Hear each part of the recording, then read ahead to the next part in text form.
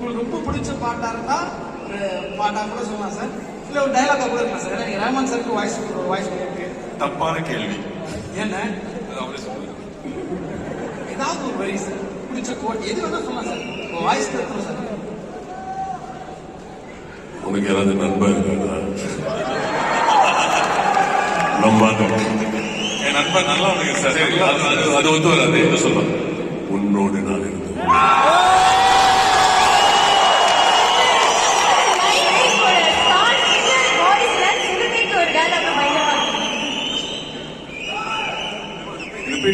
இல்ல ஸ்டார் வாய்ஸ்ல கேக்குறதுக்கு சூப்பரா இருந்ததுன்னு சொன்னேன். ப்ளீஸ் கண்டினியூ பண்ணுங்க, இன்னும் கேக்குறதுக்கு ஆசை. வேற ஏதோ பேசணும்னு நினைச்சேன், அதை நான் பேசி முடிச்சிடுறேன். சார் முடிங்க சார், நான் கேட்க வெயிட் பண்றேன் sir. So producer, director, dialogue sir, DOP இவங்க பத்தி எல்லாம் பேசணும்ல. டயலாக் முடிச்சுட்டு அதுக்கப்புறம் என்ன டைலாக் சொல்லுங்க?